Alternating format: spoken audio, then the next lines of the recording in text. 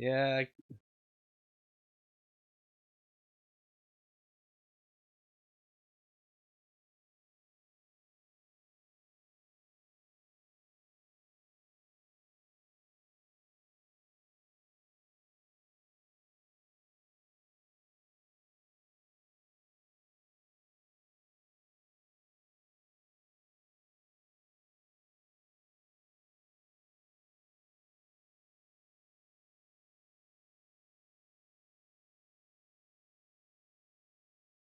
F Warrior B, thank you, brother.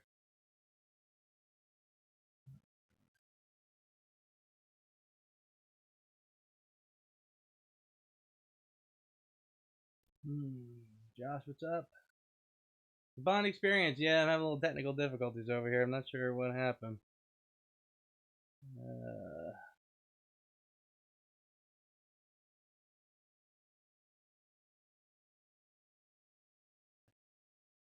this is trickier than I thought. I thought I had this down pretty pat.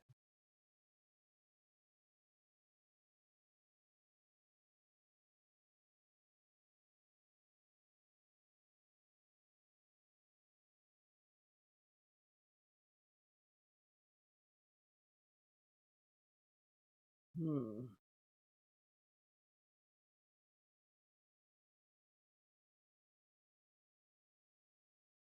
Oh my goodness, I think we're finally doing it, even though I completely mangled it. Ah, Janella, I am great. Thank you. Having a little meltdown. Emmy Dominguez, what's up? Hola, hola, Argentina. Alrighty.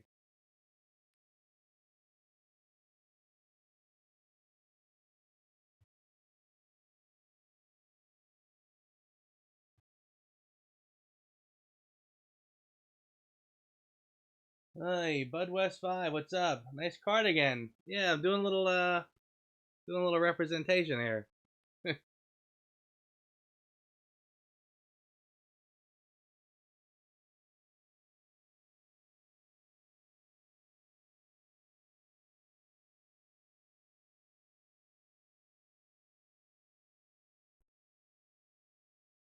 Hey, all right, you guys can try YouTube again. I don't know. You have to just go out to my page and go back in, I guess.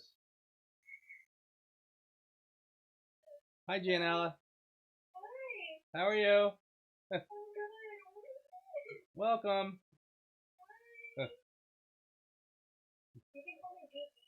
Hi, Gigi. Let's see. Cardigan looks cozy. It sure is. Check it out. Representing. That gives me an excuse to go like this and show you that I've been actually going to the gym. Oh, what's up, guys? Welcome to my second. Thank you, Lloyd. Welcome. Sorry for that. What a nightmare that was. Looks like a nice trick from Spectre. Looking svelte. Getting there. Getting there. Up and running. Looking good. Thank you, Kyle. Hi. So what's up, guys? Welcome to the live cast. I'll wait for a couple more people to get here. Oh my god. What a fiasco. I'm really technically pretty illiterate. You'd think I'm feeling my age, that's for sure. How's my, what am I drinking? I'm drinking a glass of Chardonnay. I probably should be drinking red wine because the Chardonnay's got sugar in it. Bond Experience is gonna yell at me. What's up, Nathan?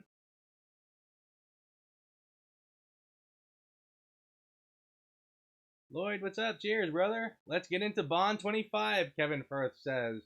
Bond 25. So does red wine? Yeah, it does. You know, I was debating on a martini, but I don't want to get, I don't, yeah, I love brother. I was debating on doing like a martini, but I was like, nah, I don't want to get like loopy before. It was a Friday, maybe. But, I'll keep it cool. So what's happening? All right, should we talk about Bond 25? Bond 25. So I had a couple things to talk about. I figured I'll start the conversation. First of all, again, welcome to the live stream. And yeah, it is now officially 1 year until Bond 25. Even though I was sitting on this very couch for on Valentine's Day saying the same thing, JC Skywalker, hey brother, what's going on? Good to see you. My buddy from DC. Yeah, here I sat here with my girlfriend. This is my idea of Valentine's Day, and I'm like, honey, we got to do a live cast because it's 1 year from Bond, from Bond 25. The next day they say, yeah, no, we're gonna change the date. So yeah, Kyle, or is it? We hope. Um, well, if I had to take a guess, a reasonable guess, I'd say it's gotta be. I would think. I mean, they're now filming, so I would say they've got to commit by now. It's getting. I was gonna say it's getting late in the day to reschedule, but then again, it was 1 year. it was 1 day shy of 1 year when they changed the date again. For all I know, I'll wake up tomorrow and they'll change it again. But yeah, again, they're filming and we know that they're filming, so I think I'd say we're probably on the right track at this point. Um, yeah, I think I think we've seen the last. They're not gonna do it again. But then again, I guess we've said that before. Um, they're filming the Bond Experience. Yeah, I heard a funny thing that they're actually filming. Believe it or not.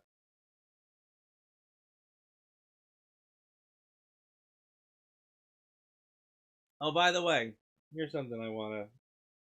Here's my little brag for today. Did you guys see my Instagram that I posted just a short while ago? I don't know if you're gonna see that all right, but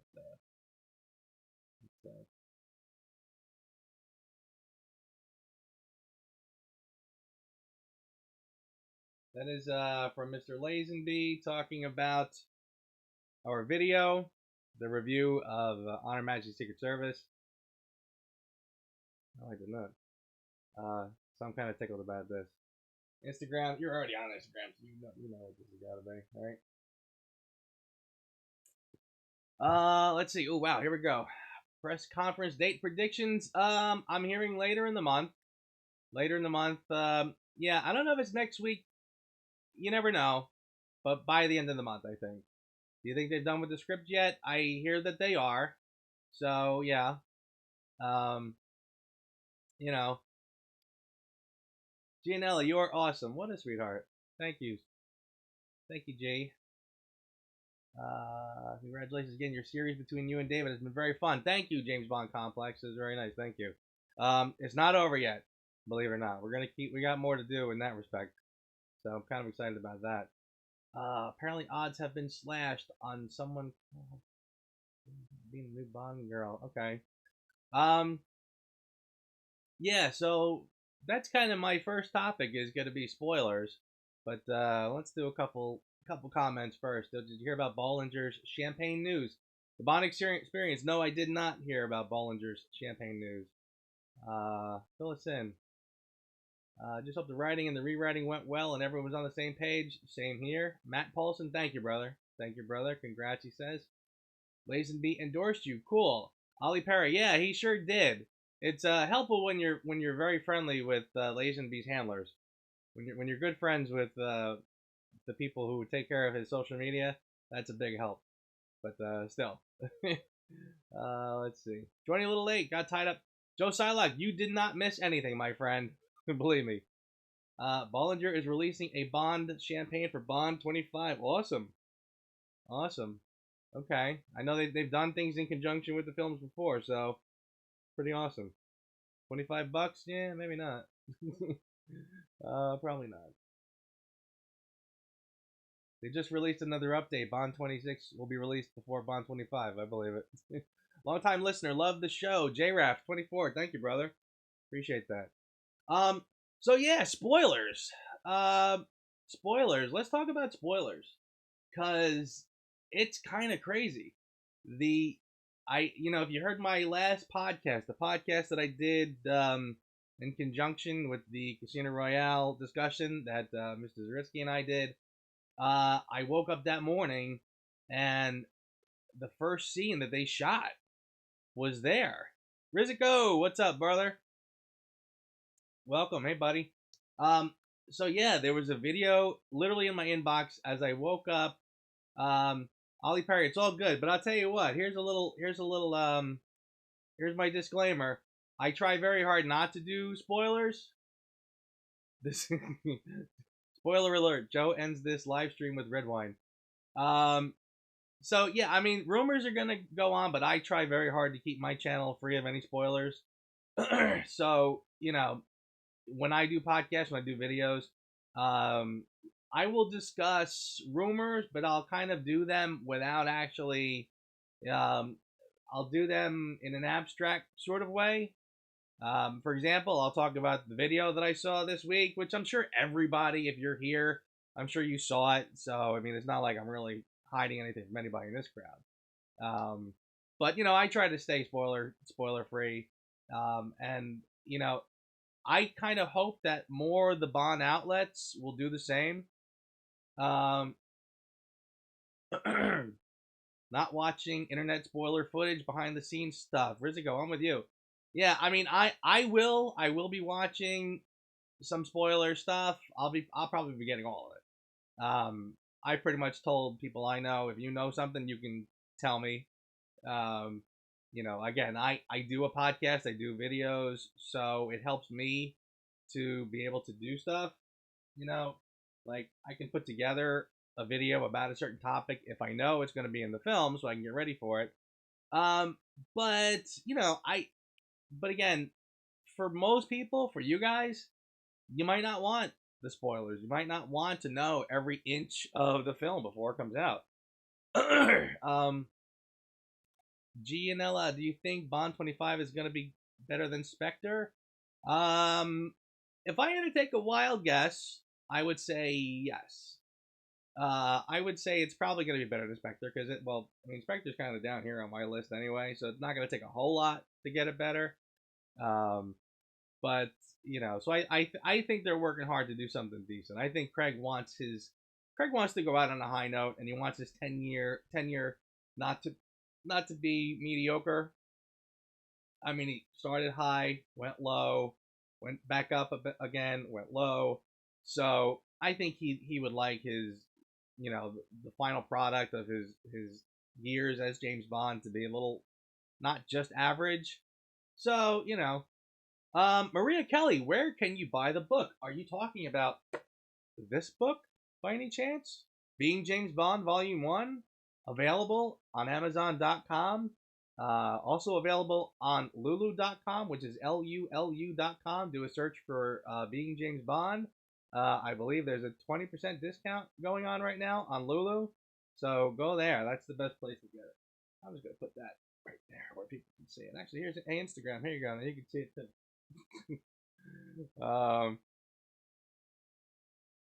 Let's say over there. So anyway, any rumors about the Bond girl? No, not that I know of. Not that I know of. I got Joe's book on Amazon. Thank you, Bud West. Thank you, brother. Nathan Metzner, I would not bet on 25 being better. The script worries me a lot. The Bond experience. Joe's book can also be made into a delicious salad dressing. There you go. Ollie Perry, where can we buy Volume 2? Same places in a few months. Eon official release information is fair game. Sure, yeah. I mean, I wouldn't call that a spoiler. Well, I mean, again, some people consider a trailer to be, some people don't even want to see trailers because they don't want to be spoiled in the least. Yeah, that's not what I would call a spoiler. But I mean, the moral of the story is there's going to be stuff flying at you fast and furious, and you may not, want things to get spoiled. To which I completely understand that. Um, so I guess the moral of the story is just be careful where you're looking these days. If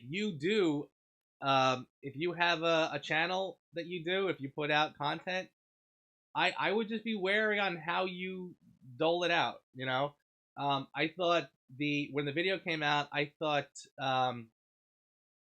the oh my god, how am I forgetting the name of this newsletter? The Spy Command. they handled it perfectly, I thought, because they put out a video, or they put out an email blast saying that, you know, this video was released. There's a spoiler out there, and they said if you want to see it, here's a link. They didn't say what it was, because I saw a couple tweets, a couple Instagrams where the picture was boom front and center, and again, I don't know, I could be getting a little over the top, kind of worried about that. Um, I mean, I've even seen, you know, Bond Lifestyle already has the jacket that you could see in that video. They've identified it. Here's where you can buy it, I think, whatever. Um, so, you know, again, I guess you can't avoid it at all, really. I don't know. I guess there's a part of me that, I mean, it's the old guy in me kicking in, saying, oh, in my day, we didn't have these spoilers like this, but, you know, uh, Bill Escher, love your book. Thank you, brother. Have print JRAF24. Have the print and audio versions. Love it. Thank you, my brother. Thank you. Gianella, Adele is amazing and she should come back. Thank you. Yeah, I agree with that. I totally agree with it. What are the odds of her coming back? Not sure. Not sure. You know, people have come back. I mean, Shirley Bassey. You know, Shirley Bassey. Hey, where's Harris? Is he here?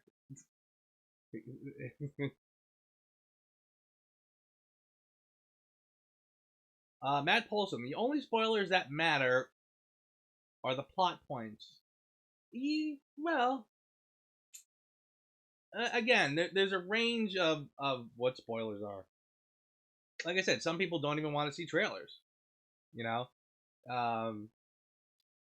so yeah, like I said, I would agree with you that once you get into plot points those are actual spoilers. When you start talking about like possible twists and turns, you know, in the story, that's a spoiler, sure.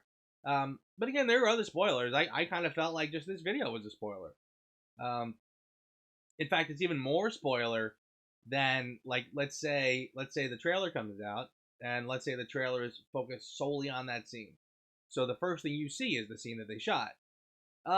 You know, so is it really a spoiler that you saw it already? Not necessarily, but on the other hand, you're also seeing a different version of that scene. I mean, seriously, think about it. Like, and I said this in the podcast, so I'm sorry if I'm repeating myself a little bit. What, you know, like, if you've ever seen you know, one of your favorite movies, so you catch the documentary, the making of, you know, like the making of Raiders of the Lost Ark or the making of whatever, and then you see the film crew all huddled around, everything set up, somebody else action, and you see Harrison Ford running across whatever, and then somebody else cut, and you kind of look at it that way, and you're kind of like, oh, it's just kind of regular, like, it's no big deal, right? Well, imagine now you're seeing the leaked footage from Bond 25, and it's like, you know, action, run, stop. You're kind of like, yeah, okay. So already your excitement, I think, is sort of cut. So that's not really fun. Like, you're already sort of taking the fun out of it. Let's see, Starman, which watch do you own or want to own? Well, I mean, I'm going to confess something. I mean, I have my Omega, and for about $50 on Canal Street, you can have one too. So naturally, I would like a real Omega. And I would like, honestly, really the two from Casino Royale are the ones that I would get. The Seamasters, one, you know, one with the bracelet, and the other with the black rubber strap. So those are the two I would like to have available. The Bond experience. Who do you want back for composer if David Arnold wasn't available? Well, yeah, you're answering that first part yourself. Definitely David Arnold for sure. If he couldn't, I'm not sure. I'd be open to whatever, because honestly, if you asked me after Skyfall, I would have said bring back the guy who did Skyfall. But then they brought him back for Spectre, and he just kind of recycled what he had done, and that was lame. The Bond Armory, love the Casino Royale Omega. I'm with you, brother. Forget spoilers. You could do a couple podcasts on all the books and not run out of material when Bond 25 arrives. I would love to do something on the books. probably the only reason why I would not do that is because um what's oh my god, my brain is shot tonight. Calvin Dyson is doing that as we speak. He's sort of into his series of the books. Um, so I probably wouldn't do that right away, but possibly down the road. In fact, I was out to dinner with a fellow Bond fan last night who brought up that exact thing and asked about possibly doing it together, and I was like, I'd be game, but like I said, I wouldn't do it right now. Michael Giacchino would be interesting, but David Arnold is still my preference. I would agree with that. He does good work. Howard Shore for composer, possibly. Seems like there's a lot of events going on relating to Casino Royale specifically. Yeah, well, you got the Secret Cinema Casino Royale. That's pretty sweet. Would love to do that, but I can't swing it. Hard to compare books to films due to a lot of slicing and dicing. True. Popolowski, yep, you know who I'm talking about. It's funny. I got a weird. So on the video, it was funny. I just got the George Lazenby. Just he posted something about the review that we did about On Her Majesty's. Well, sure enough, like right after that, I got my first negative response for that video, and it was really weird. I might as well just kind of share that. Where is it?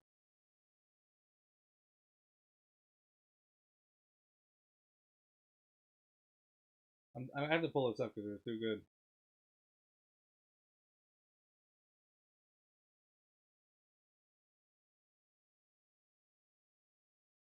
They really didn't like it. uh,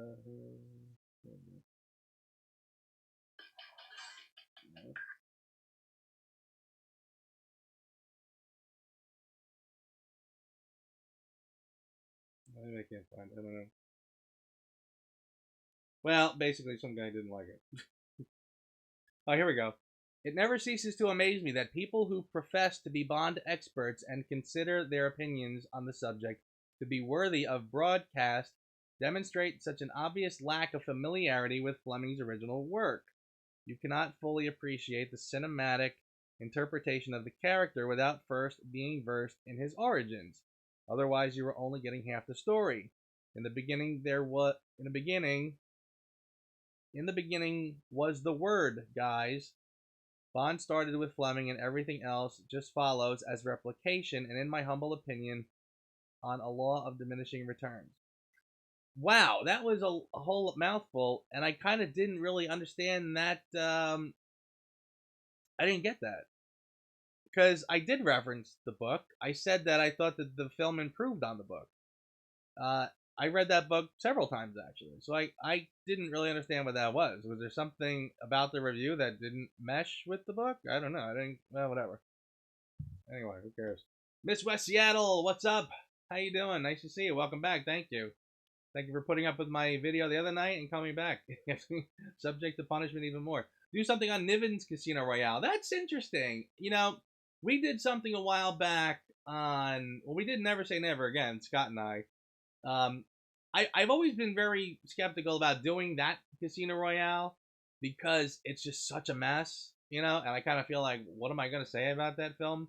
That, I mean, it is just sort of a hot mess. Crawford K. McDonald, hey brother, long time, man, how you doing? Haters gonna hate, yeah, right. Haters gonna hate. That's it. Why am I even embrace the negative post? No, I do honestly. When the negative ones come out, I mean, I kind of pay more credence to them because I'm curious. Because I'm genuinely curious. Like, is there okay? Can I be doing something better? Was it not as good as it could have been?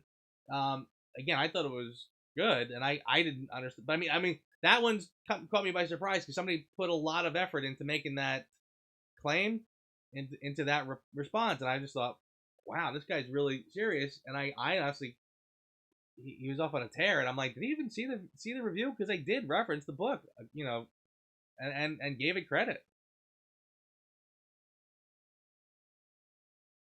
The books are great, but the film 007 is a somewhat different character. I would agree with that, and yeah, he is different than the books, obviously, and I kind of feel like that the Bond, you know, to me because of that, like in my mind, James Bond is sort of a, you know, all of that sort of put together. I am Joe's oldest fan, Crawford K. McDonald. You might very well be, honest to God. I know you have been around since the beginning, brother.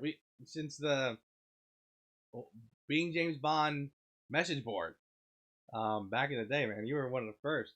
That's for damn sure. Um, let's see. I thought Bond was a real person like Sherlock Holmes. Yeah, is that with a wink? That comment, tongue in cheek. I love if the film was set. Yeah, I'm not sure Jimmy Bond would worry too much about that response. Yeah, there you go. Card sense Jimmy Bond. Casino Royale 67 has a fantastic soundtrack. Yeah, I'll give you that one. Um, maybe maybe you would get a nice positive reaction from Woody Allen like you did from Lazenby. Yeah, the other Woody Allen that I mean the other James Bond that I almost met. We were I don't here's a little fun fact. When we went to see Spyscape a few weeks ago, as we were walking through Manhattan to our next stop, who was walking the other way was Woody Allen and Sun Yi. So I mean, technically, I've been next to another person who played James Bond, sort of, kind of. Um, Straight comedy or spoof? Yeah, that's exactly what it is. Sure, absolutely.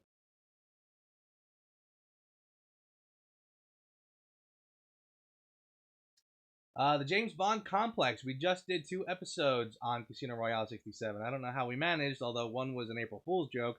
Yeah, I'll check it out. I'm curious to see that myself. I should really watch that again because honestly, I probably saw that ages ago and haven't seen it since. Um, Shane Rimmer, yes, Maria Kelly. Shane Rimmer, who played the captain of the USS Wayne in The Spy Who Loved Me, died last week.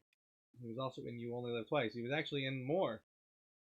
I forget exactly which ones, but boy, that guy was in. He was on a lot of things. My other podcast, Reviews Without Remorse, we talked about him. We just put out our most recent podcast.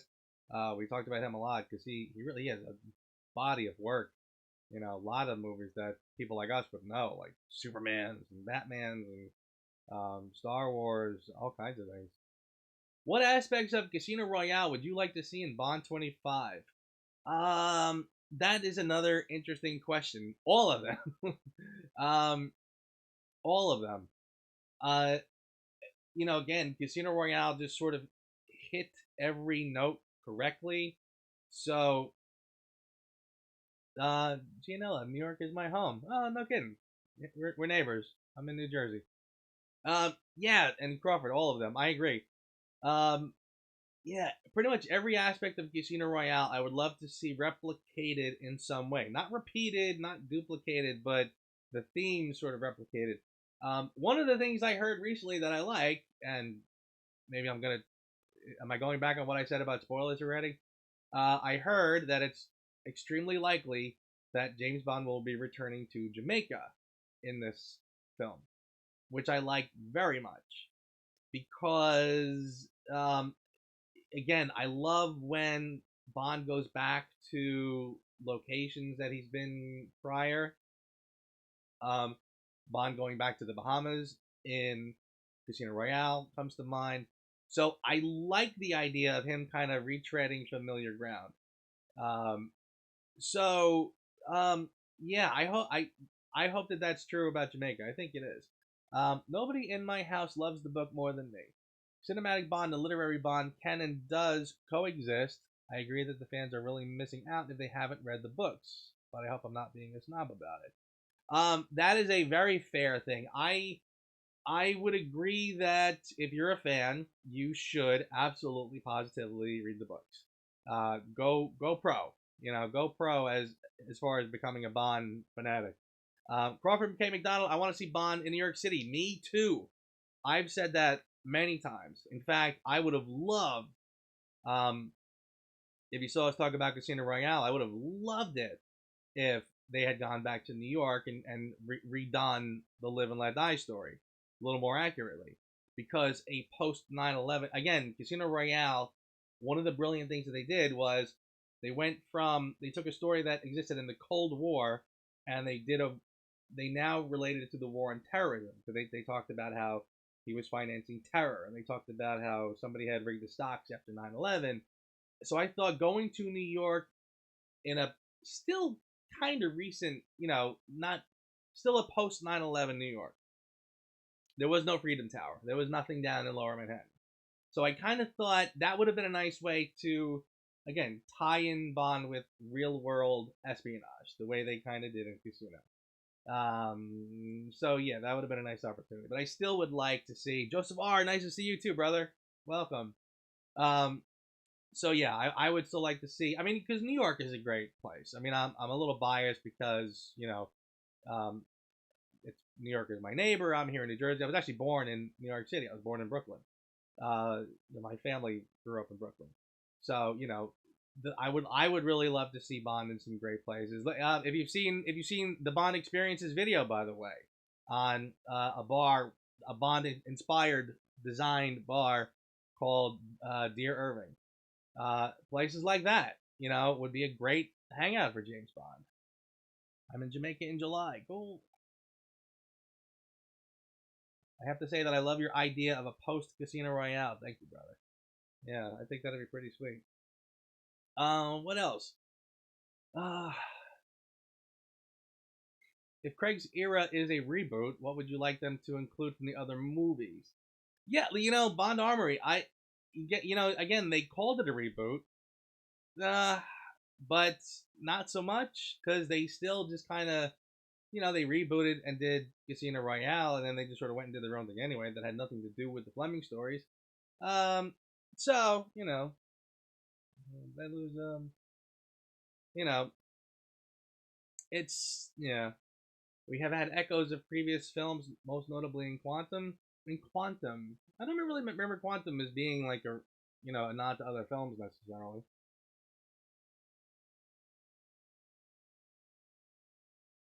Any thoughts on Bond in Italy? Are you familiar with Matera? No, I'm not. I'm not at all. I have only been the only area of Italy I've really been in is the area that is close to the border, um, where Switzerland and Italy meet. Well, I've been to Lake Como. Lake Como, I've been there. Between there and Milan, and a little northwest, going towards Switzerland, because that's where the dam is. That's where the GoldenEye Dam is. So when I did the GoldenEye Dam, I stayed in Lake Como and traveled up to see it. That's really the only part of Italy I've ever been to. So I'm not really well traveled as far as Italy goes. But I would like. I mean, again, now that they're doing this one in Italy, possibly, I think definitely. Now I have a good excuse to go. Oy, what else? What else? Oil covered girl instead of gold covered. Yes, Holly Perry. That was a nod in Quantum.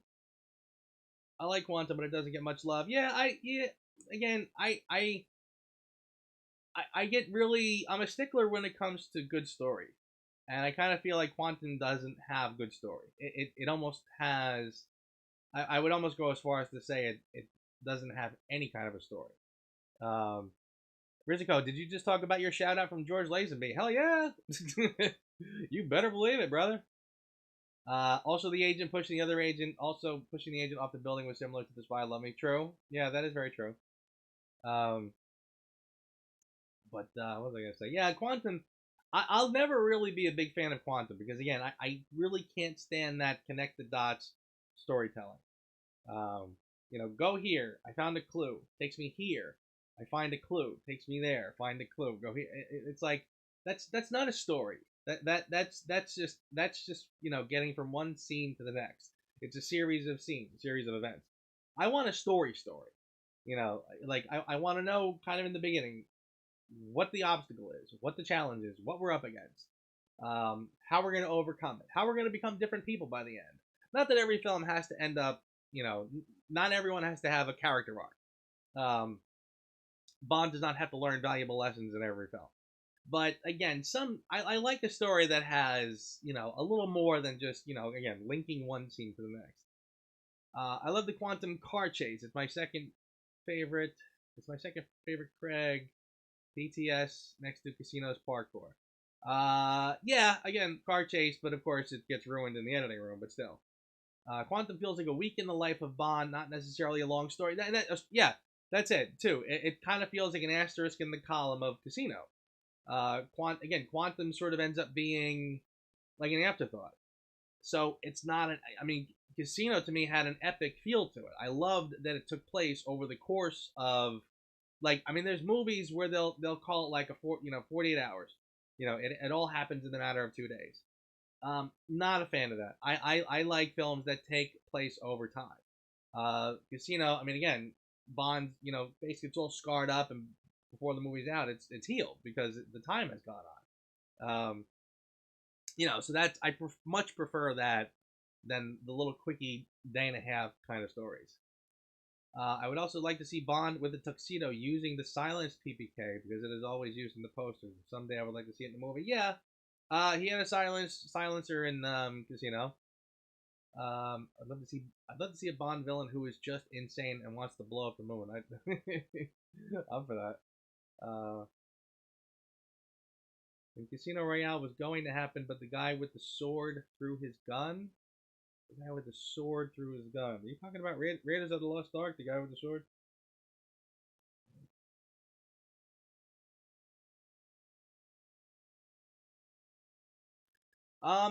Okay, here's a topic I kind of want to throw out. We're kind of halfway through the first hour.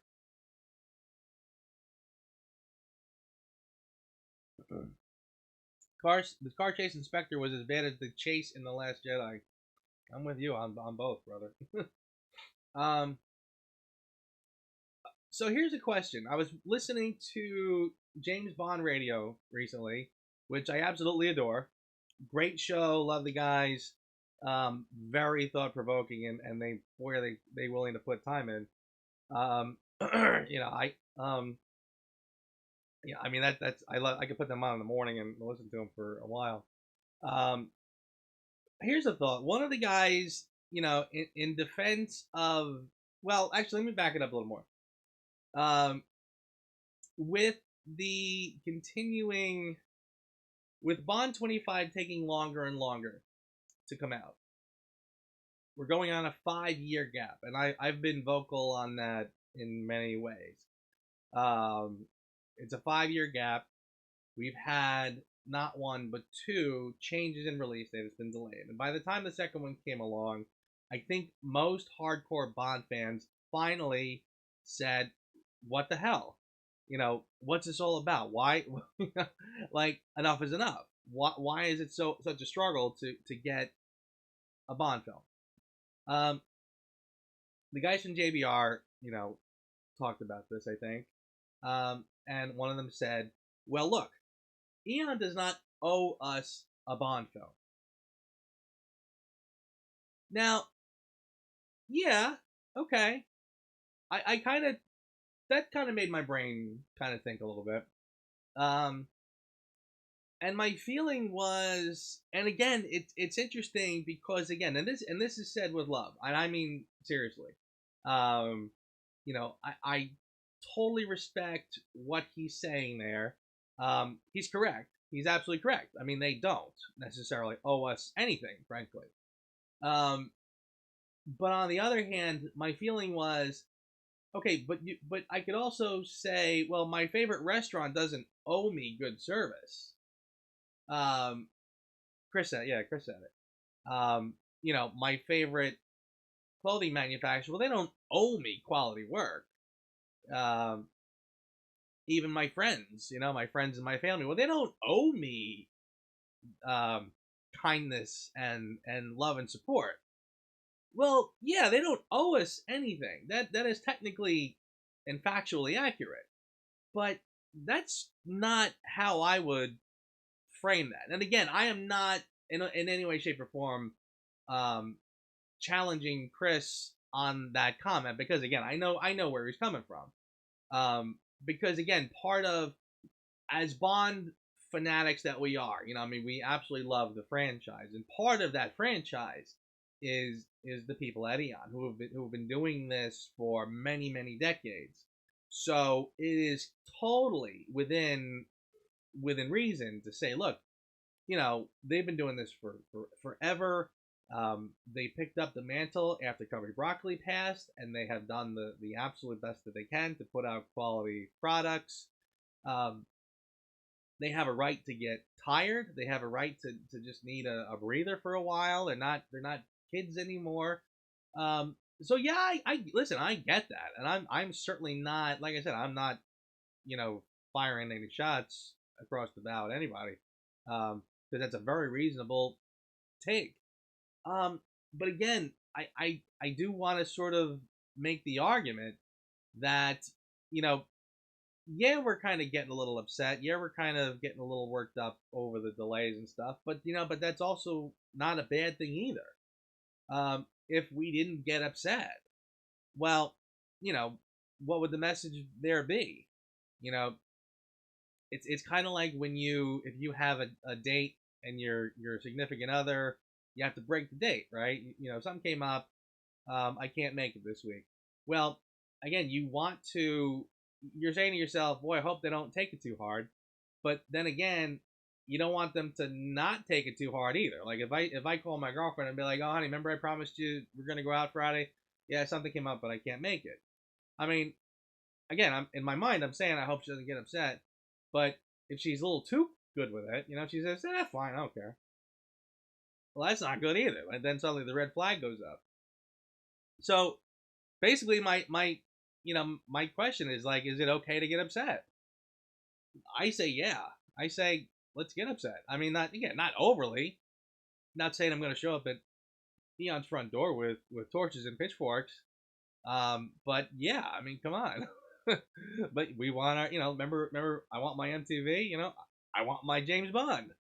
So let's have it. Miss West Seattle, yeah, but almost every Marvel film beats box office records. They want to pump those out like hotcakes. Yeah, exactly, right. They're doing gangbusters, so why not amp up production? I think Bond, handled correctly, would also. I'm not saying they're going to do Marvel numbers, but I mean the Bond franchise has been a steady blockbuster, cash cow, like Nathan said, for decades now, and honestly hasn't let up.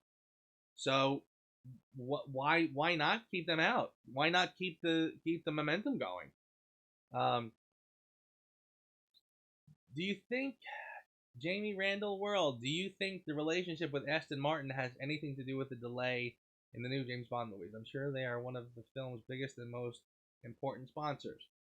Um, you never know. Possible, possible. Um, you know, I don't see. It's I don't know. It's a possibility. Um, I have heard things. I mean, I know Aston Martin is going to be back. They probably want to do a new car for the film, but still, you can start filming things around the car. I mean, look at Spectre. There's a ton you could have filmed and then done the car chases and stuff later. Um, didn't need to. I mean, even Casino Royale. I mean, like the very last thing you could have shot could have been the car chase. Um, Although I agree that these long droughts between Bond films is tough. What also makes it tough, by the way, is honestly, and I mean, it's funny too. I'm saying to myself, like, maybe with Marvel and everything else, maybe people are just so consumed with that James Bond has sort of gotten forgotten. Um, and the problem is that even between Bond films, we used to get like a Bond video game, a book. I mean, we did get a book last year. Trigger Mortis was probably also after Spectre, if I remember right. I don't remember exactly, but I mean, we used to get like I could always pretty much count on like a Raymond Benson book, and also like a video game that would sort of fill in the gap. So it wasn't the end of the world when there was a little time in between Bond films. So yeah, every 3 years sounds like a good compromise. Nathan, I would agree with that. 3 years is, I mean, that to me is at the yeah, that's very reasonable. I mean, if you're really gonna tell me that 2 years is tough, okay, three is I could live with three, but see, I mean, the thing is now, I mean, movies are so different these days, and everybody. I think the pressure now is high. I think the pressure is really high to put out like just a blockbuster game changer every time. I had coffee with Sark's, Tyler Huff's wife in New York last week. Are you serious? I remember Sark too. How's he doing? Tyler, oh my god. Tell him I said hey and tell him to jump on, you know?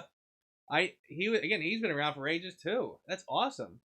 Dude, if you guys were in New York last week drinking coffee, call me. I'll come. That'd be sweet. That's interesting.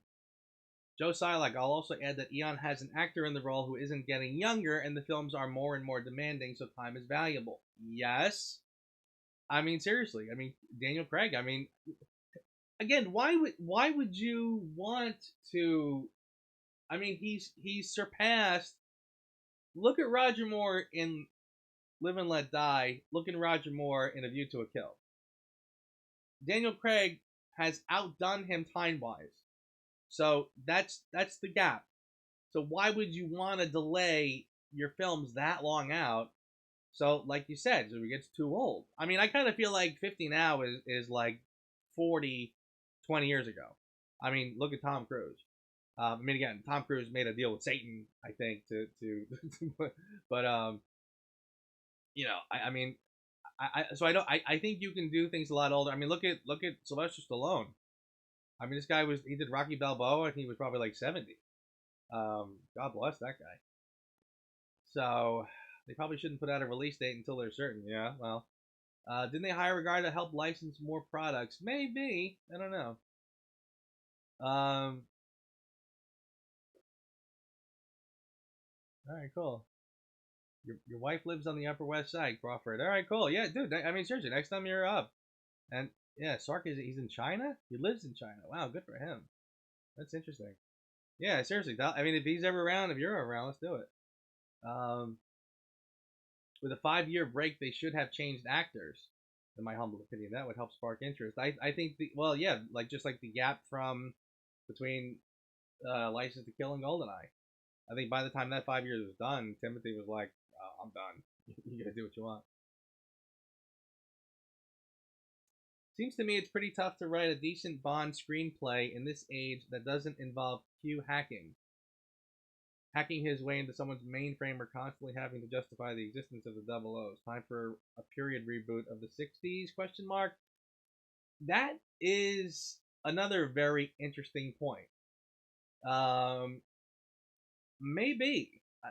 You know, I mean, seriously, have you noticed now how many period movies there are? And I'm not even talking about like, you know, I'm not talking about like a Victorian era. I'm talking about films that are set in like the 80s. I mean, I think that, you know, people would sort of say, well, that's 80s nostalgia. Well, yeah. But I also think the reason why you're seeing a lot of things set a little, even just a couple of years ago, is because you didn't have like cell phones, you didn't have GPS, you didn't have the internet, where now everything is a matter of like oh my god, how am I gonna find this? Well, I'll just Google it. Okay, years ago we didn't have that. How am I gonna get a hold of somebody? We'll call a cell phone. You know, so I kind of feel like to try to put some roadblocks back in a story, you have to sort of go back a couple years because everything now has become so streamlined. So I wonder, maybe. I mean, since everything is getting like high tech and cyber, maybe a reboot is not a bad idea for James Bond. I've been saying that for years, by the way, and I really have. I've been saying forever that they should do. I mean, I never really thought that they should, do it as the big blockbuster films. I mean, I kind of always assumed that the Bond films would always take place in the modern day, but somebody should have done like a Netflix series or Amazon or whatever, and done all the books as period films. In fact, I was talking about this in the '90s when I would have loved to have seen Clive Owen as a '60s version James Bond. I think Clive Owen's a little too old now, but I mean, just 10 years ago, I think he would have made a great '60s era Bond. I think Bond loses something when he's outside of the '50s and '60s. I mean, again, we watch shows like Mad Men. One of my favorite movies, Catch Me If You Can, with Leonardo, taking place back in the '60s, and he's wearing the Goldfinger suit. I mean, I think the movies that are set in the '60s are great. I saw I watched First Man again recently, which I kind of ripped in my other podcast because I thought it was like as technically capable as that film was, it was shockingly boring. Um, but again, that's set in a time frame, and the what's great about that film is that when you watch him go up in the rockets, First Man, by the way, is about the first man on the moon, about Neil Armstrong. But they film it in a way where he's sitting in the capsules and the rockets are going off, and you can see like this thing is like just a bucket of bolts and like all the controls. I mean, there's no computers. It looks like like old gas station numbers going by. Um, and when you're in there, you feel so claustrophobic as if this capsule is going to break apart any second. Um, so again, there's something to be said about setting things in time periods where we didn't have it as easy as we have it now. So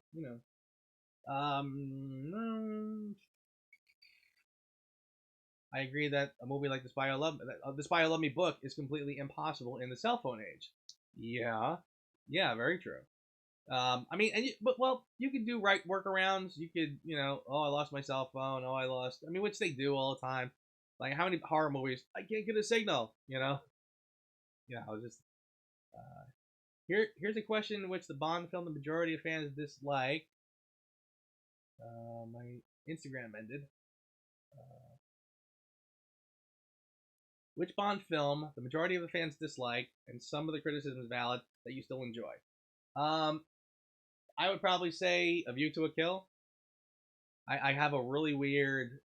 It's low on my list in my, um, you know, like if I made a list, starting at 1 and ending at 24, Casino Royale being the top, and it's still way low, but I like that one a lot more than most. I kind of feel like, um, it's there to be jokey and funny and kind of corny, but it does it better than say Diamonds Are Forever. I'd like to see a Netflix lighter series. That's an interesting one. That could be very interesting. A Netflix lighter series. Felix Leiter as a Netflix. That's interesting. There's only one film we all agree that we dislike, I hope. The Last Jedi. Never Say Never is fun, even if it's a little hard to watch. There was a cut years ago. Someone had recut Never Say Never Again to use modern themes from the James Bond movies. So as opposed to that terrible music that they had, they actually used tracks from existing films, and it was really interesting. It was really cool. My least favorite Bond is Diamonds Are Forever. Mine too. If I had to take one out of my collection and bury it in the backyard, never watch it again, it's that one. I like A View to a Kill. Me too, Ollie. Always love Moonraker. Yeah, Moonraker. Joe, was that your first Bond? I'm gonna bet it is. I don't want to see Bond universe spin-offs. Yeah, I mean, honestly, just get us a James Bond movie. like before we even talk about spin-offs, how about one Bond movie in less than 5 years? 3 Days of the Condor style, something like that. Yeah. 8 Diamonds Are Forever. Me too. Me too. It was the first. Yep. I seriously, people's view on James Bond, I find is always filtered by the first ones they saw. The first ones they got into, and then they saw the other ones. The first one has a lot to do with it. You know what bothers me, Joe? That Brosnan didn't have a golden goodbye to the character because I grew up with him and I was so sad when I watched The Die Another Day. I honestly think he deserved better. I'm sure you're gonna say. Um, I think Moonraker is my first, but it was on TV by then. Yeah, that's okay. Yeah, Die Another Day, boy, that's a sad one. Well, and again, um, they never leave on a high. I mean, the Bond films, I've never seen any Bond actor leave on a high note. In fact, I would even guess that that could very well be why they are working so hard on Bond 25. I have a hunch that they're trying. Tony, what's up? Um, James Bond Complex. I love AppTag more than I should. Yeah, exactly. Me too. Um, it's a Beautiful Kill is weird because it's oddly watchable. You know, like like some of them. You know, like I'm kind of shifting in my chair watching it. Um, Brosnan deserved better than an Invisible Aston Martin. Yeah, I agree with that. Um, yeah, like I mean, Diamonds Are Forever. I watch it and I'm just kind of like, it's just so cheesy, and I'm saying like, who is this for? It's got some good lines. Diamonds Are Forever. Some funny lines, some funny moments. Some that just don't make any sense, but they're still sort of fun. A Beautiful Kill. Honestly, I find it to be very watchable. That there's devices in the film, like filmmaking choices that work. Um, for lack of a better way to say it. Please give Craig a proper farewell. Yep, absolutely. What's funny too? Here's something I kind of changed my mind about. Hang on, I'm gonna open the door a little bit.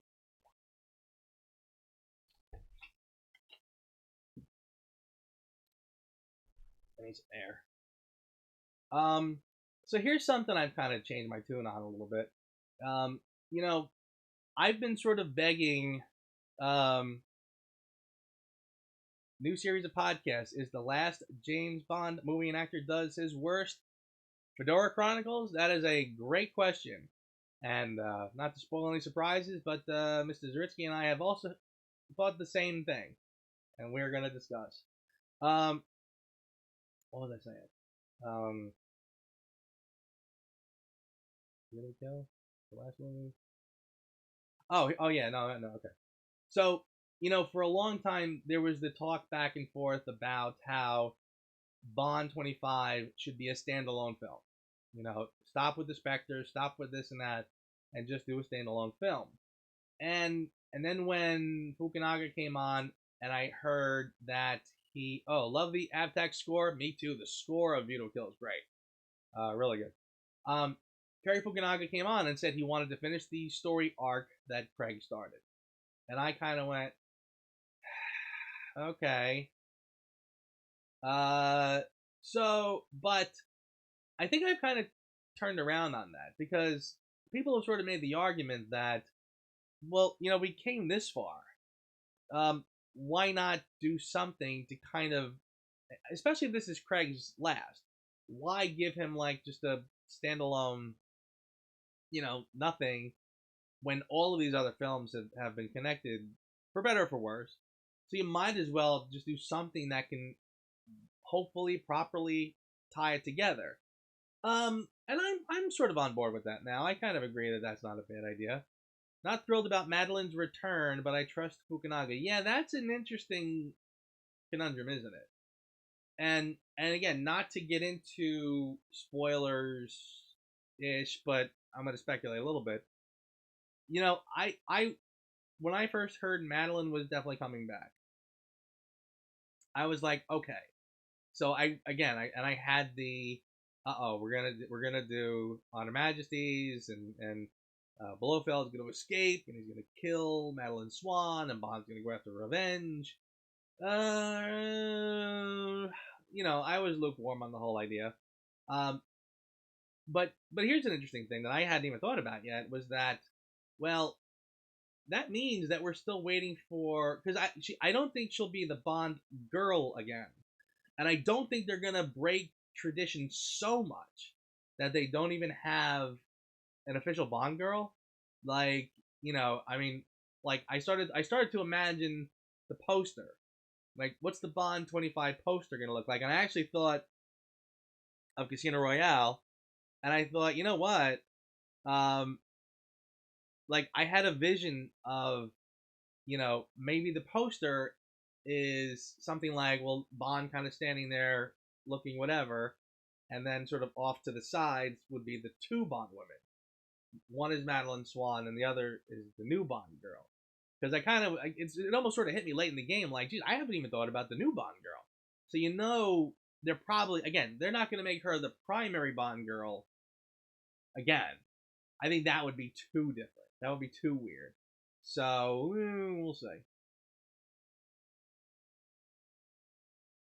The Bond 25 poster should look like your book cover. Boom. You mean this one? Yeah, the other night when I did my LIVECAST again, I started talking about how I can't figure out how to redesign for Volume 2, making it look different than this one, but still keeping it in tradition. You know what I mean? But yeah, I'm gonna have to do something. I can't. I don't know. I don't know yet. But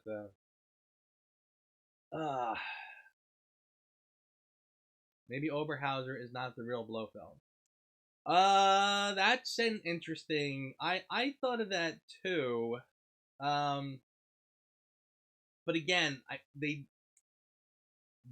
changed the bow tie to a necktie. Yeah, we went over this. A white tux. Yeah, we talked about that. Give the tux a pocket. Yeah, I did think of that. That was actually a nice little idea. I gotta think about that. The white dinner jacket for Volume 2. Yeah. So yeah, is it possible that Oberhauser is not the real Blofeld? Well, yes and no. I'd say yes and no. For Volume 2, the cover should be the same, but with the silencer. Well, I don't really have a gun in this one. But, yeah, add a PPK. There you go. Of course, Bond Armory is going to want a gun. Yeah, so, anyway, so is it possible that Oberhauser is not the real Blofeld? I'd be surprised. I'm not sure. In fact, I'm not even going to really speculate because I kind of feel like this story might have a taste of that sort of. But the way they wrote it in the first one was weird in Spectre, because again, they really shit the bed with Spectre because the way they wrote that. I mean, again, Bond knows this guy Oberhauser since he's a child, right? And then after years and years and years, the guy says to me, goes, "I'm no longer a so-and-so. I am Ernst Stavro Blofeld." And Bond just sort of gets right on board and says, "Oh, this is Ernst Stavro Blofeld." Like, if a kid I knew from grade school, I run up to him now, like, and he's a jerk, and he says, "My name is not Melvin anymore. My name is John so-and-so." I'd be like, "All right, Melvin." Like, I'm not going to get on board and start calling him by his chosen name.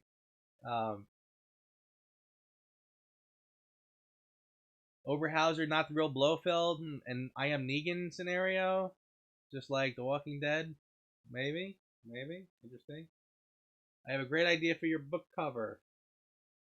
Imagine a picture like in Casino Royale where Bond is in the mirror, and you getting the back. Does that make any sense? Yeah. I like that. Incidentally, I do have another Bond book idea where I will vary from this mode a little bit. But that's let me get Volume 2 done before I even start talking about that one. The bones of the story needs to be simple, or it'll get washed out again. Yeah, I'd agree with that. Keep it simple. What do you guys want from Bond 25? Again, this is 1 year now until Bond 25 finally.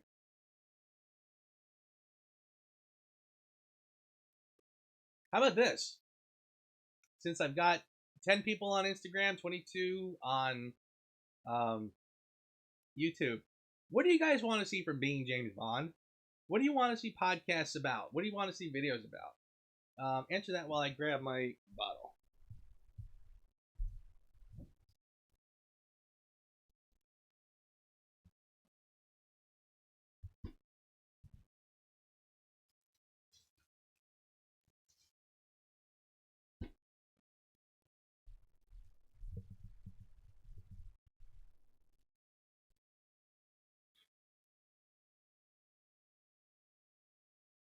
Tony, is there a Bond 25 book? No, sir.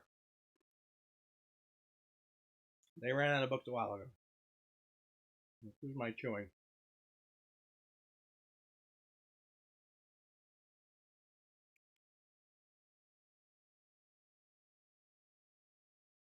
James Bond complex. Bond would mock a villain with a made-up name. Agreed.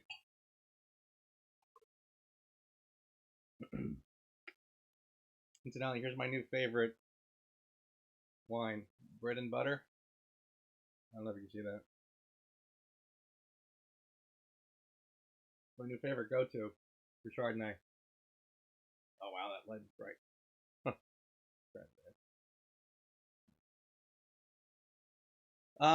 As for the podcast, I'm really hoping for movie commentaries with Scott or more discussions with Scott in general.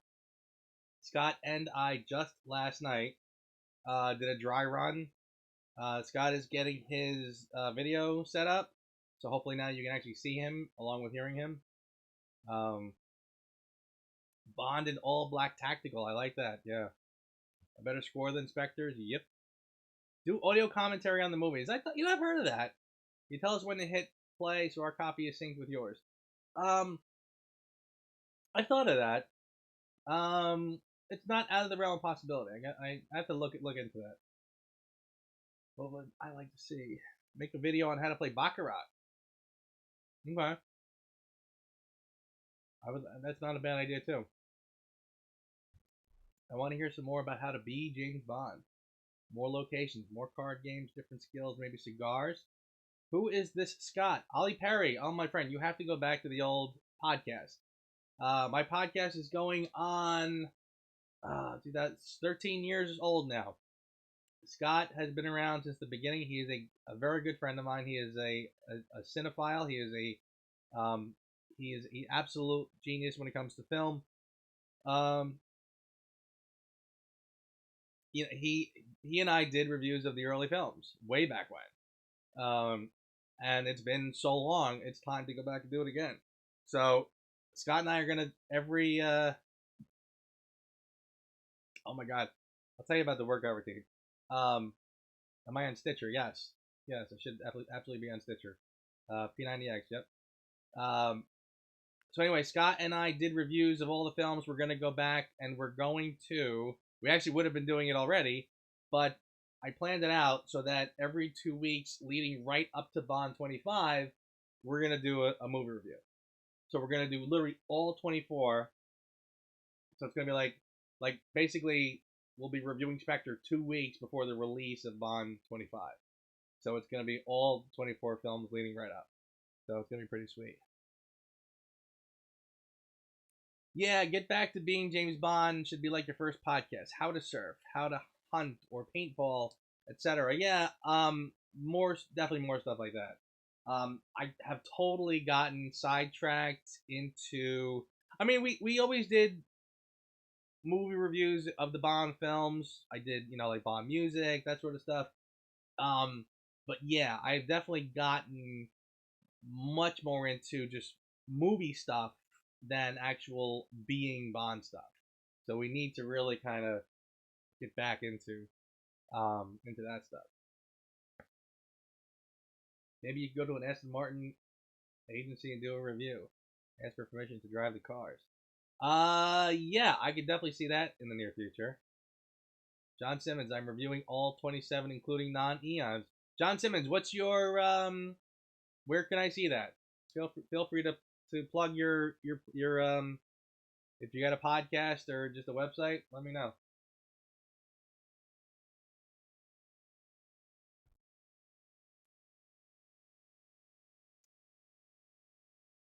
So I'm trying to get back in shape. I'm doing the Bond 25 Fitness Challenge. And I hope you can see this.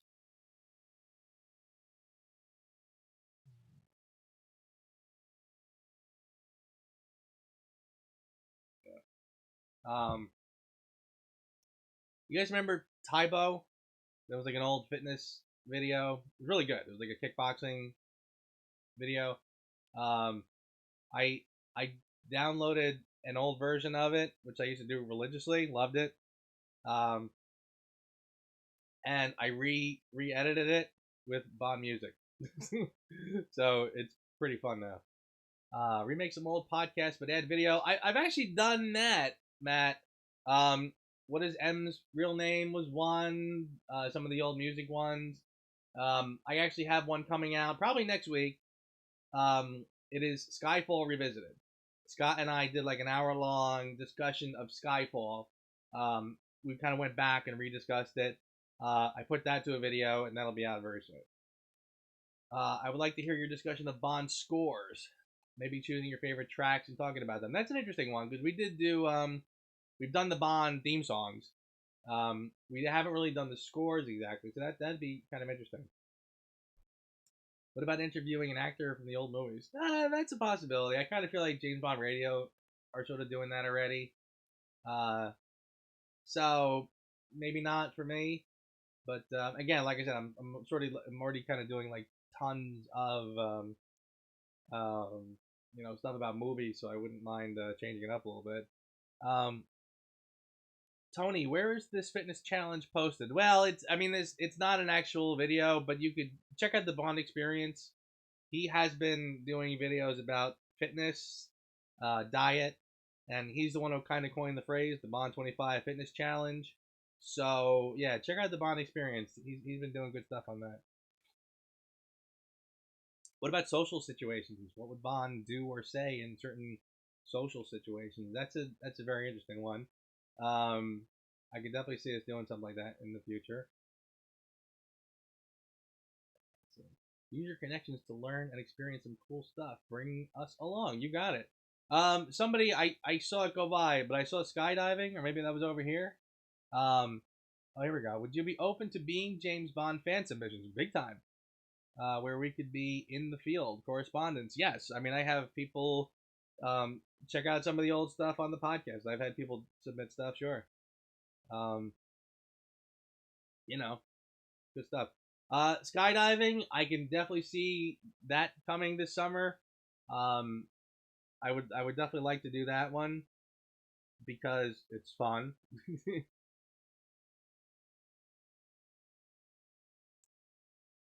Scuba diving, yes. I would like to see Bond in the return of the DB10. Love that car. Yes, that was a sweet car. I mean, again, there's no bad Aston Martins. I mean, they're all amazing, but Kyle, that's an interesting one.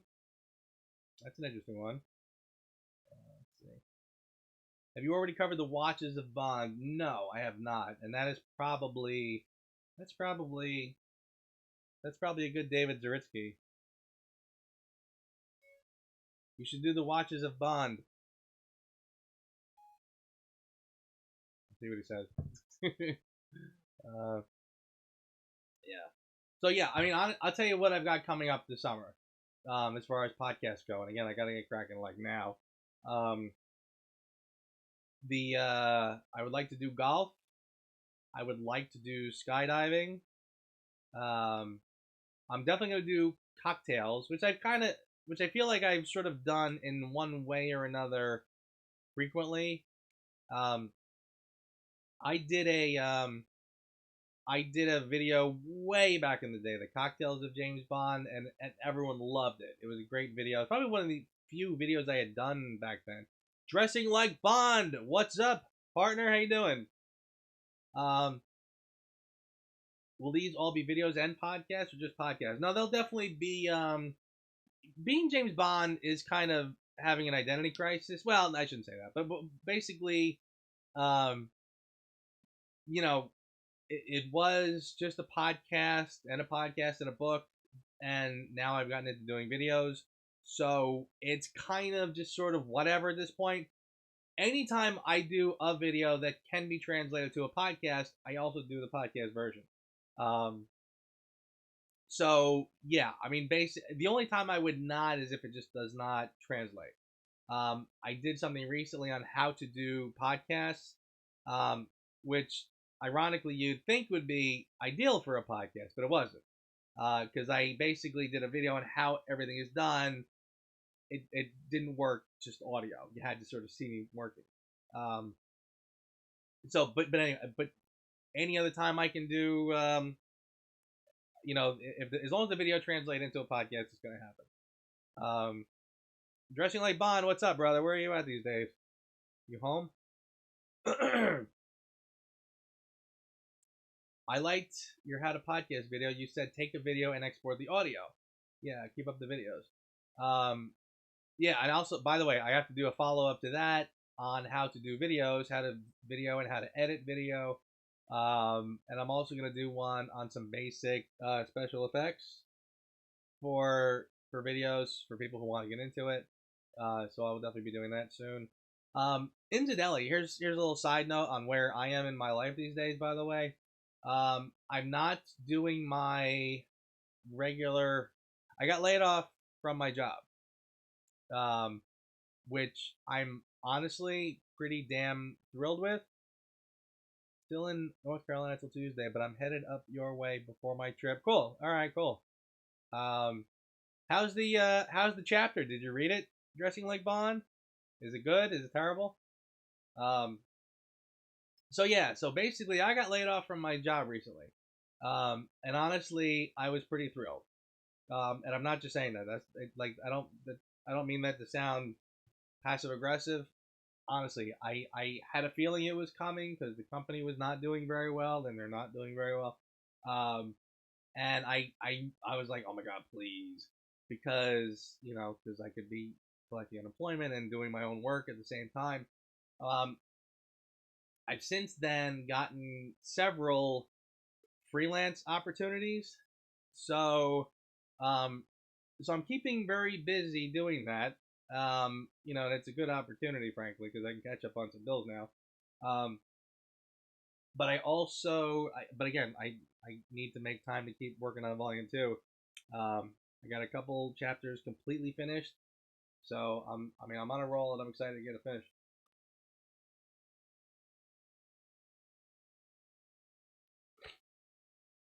Okay, dressing like Bond, it's great. Everyone is gonna love having this chapter in their volume 2 of being James Bond. Thank you, brother. Um, Little tidbit. My good friend Harris Thomas, dressing like Bond, he is going to the Bahamas next month. And since I knew he was going, I gave him an advanced chapter of my Bahamas chapter, which is going to show up in volume 2. So I said, here, take it, read it, enjoy it, use it, and let me know, if I need to change anything when you go.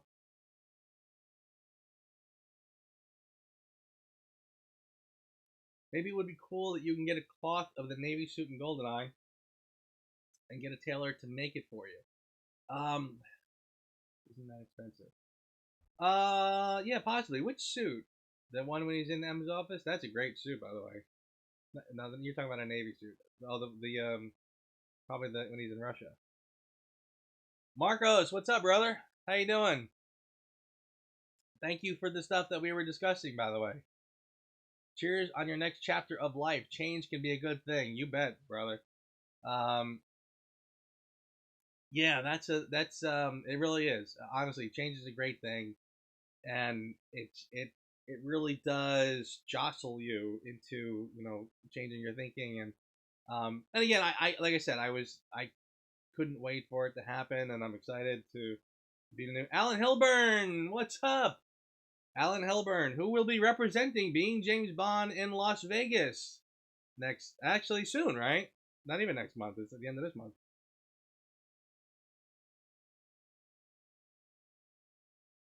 Gianella, I can't wait to graduate high school. Do good in school. I hope you're good in school. I never thought I'd ever say that, but do good in school. What are you gonna do when you're out of high school? Yeah, Alan Hilburn. Yes, coming up. Alan, I hope Alan Hilburn hopefully will be doing. Somebody just asked me about contributions. Alan Hilburn has been extremely involved in being James Bond for many years. He basically kept the website and the message board running. I mean, he literally just single-handedly took it and ran, which was I was thrilled. Like, thank you. And he has gotten into doing videos. If you see the one that we did at SpyCon last year, the cocktails of James Bond, the lecture that I gave at SpyCon, he was instrumental in getting my audio correct. It would not have been as good if he was not there. and he is going to Las Vegas with a group of Bond fans, which I was supposed to go to, and at the last minute I had to drop out, and that was rough. Yeah, so I'm going to miss you in Las Vegas. You know, me too. So here's the story with that one. So our good friend Matt Sherman is putting together, has put together a trip to Las Vegas, which is at the end of this month. He set it up ages ago, and I've done many of Matt's trips, on large scales and small scales alike. Great guy. And yeah, so this time it's Vegas, and he's got a lot of great Bond locations in Las Vegas, from Diamonds of Forever, and possibly more than that too, even, believe it or not. Um, well, just about a month ago, right before I went to buy my plane ticket, my girlfriend reminded me that this was the day that my mother was going in for surgery. And she basically said, you know, I was going to bring her. And she said, well, I'm not going because your mother's going in surgery. So what do I do? So I'm like, so basically I was going to feel like a complete shitheel if I just said the hell with it and I go. So I'm like, I can't go. So, but you know, it was the right decision. I mean, you know, my mother, she's going, you know, and again, this is probably the first time. You know, I mean, I'm 49. My mother's getting up there. My parents are in great health, by the way. Um, so, but yeah, I mean, you know, knowing that she was going under, I was like, you know what, I should be there too. So, so yeah, next time for sure. Um, GNL is going to go into music and film. GG is going into music and film. Good for you. That's great. Good luck with that. It's good that you're passionate about film, obviously, or else you wouldn't be here. So good. Good luck with it. Love the idea about Baccarat. Yeah, that's definitely gonna happen at some point. Um, not sure when, but it'll definitely happen. What else? Hey Joe, where can I get a frame for my Spectre poster? Just the frame store. Where can I get a frame for my Spectre poster? Yeah, just I bought this one. You know, allposters.com. I bought this from there, and you can order it with the, you know, the white mat around it and the actual frame. Um, you know, this one, this is my favorite. Like I've had this forever. Um, but yeah, I mean, basically, you just want to take it to a frame shop. No, all ALL posters, all posters. But I wouldn't even do that. I would just take it to a frame store. Just do a Google search for a frame shop, bring it in, and they'll custom frame it. Because I mean, you know, it's gonna be, if it's big like this, it's gonna be an oversized poster. It's not gonna be cheap, by the way. You know, they'll that could be around $150, maybe even 200 sometimes for like big frames like that. They don't they charge you. Driving like Bond, absolutely. What do I think could be the possible motivations for the villain in Bond 25? Um, I'm sure they're probably going to pick up the Spectre-ish. I mean, again, if Madeline is in this, then I would assume that the evil organization thing is gonna keep up. So, you know,